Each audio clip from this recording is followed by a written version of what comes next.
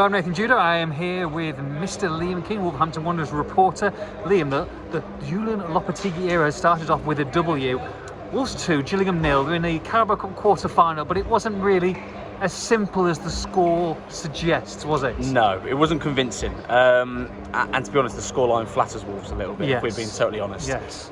If you're going to look at it, I think in quite a simplistic view, look, Wolves had a lot of possession. They created the better chances. But unfortunately, context is king, and they had the players, no disrespect to Gillingham, to break them down a lot easier than they did. For me, they had to move the ball quicker, which they failed to do. They were too laboured in possession, and that's what created a very frustrating 77 minutes until the penalty.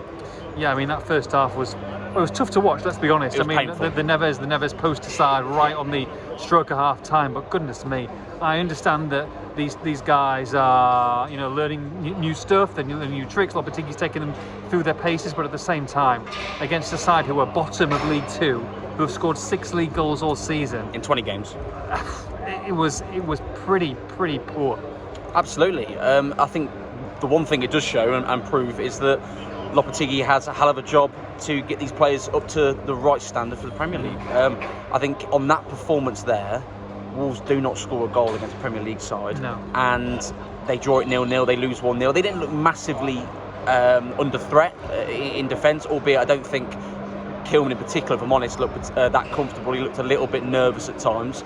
But they weren't particularly under threat, which you'd expect, because Gillingham were very defensive, sitting in their shape and happy to absorb as much pressure as they could. The problem is Wolves didn't make them work for it enough, particularly in that first half.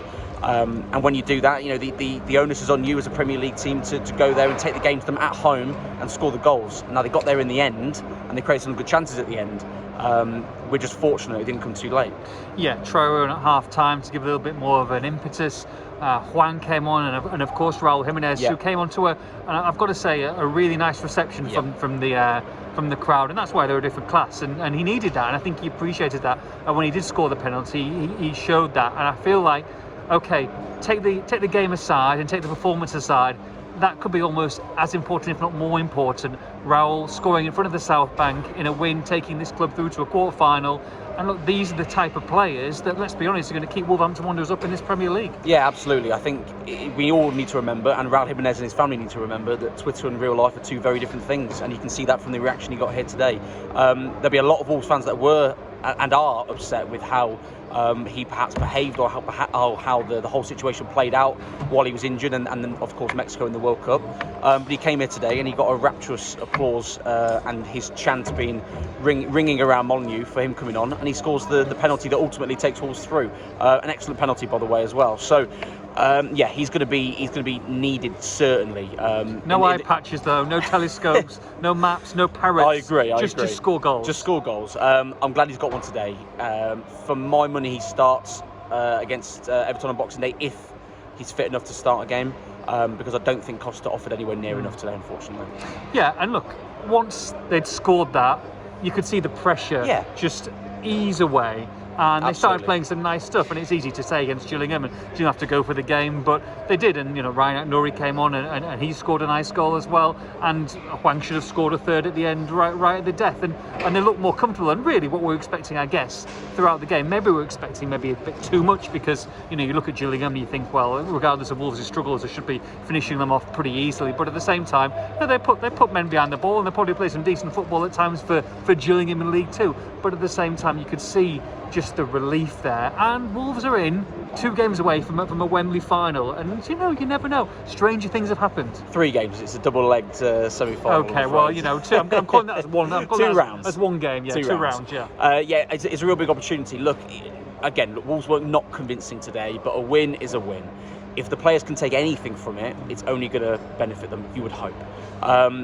And it's a big opportunity, as I say. You go into the next round, a quarter-final. The draw's on Thursday night after the City-Liverpool game.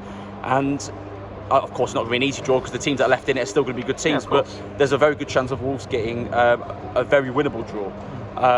It depends how much importance Lopetegui puts on that by mid to late Jan, whenever this game is. So it'll be very interesting how they play it. Well, look, he's gone strong tonight, though, as well, hasn't he? I think he had to, though, because one, it's his first game at Molineux. Secondly, they've got 6 days before the Boxing Day game. I think playing a weak side tonight would have been foolish.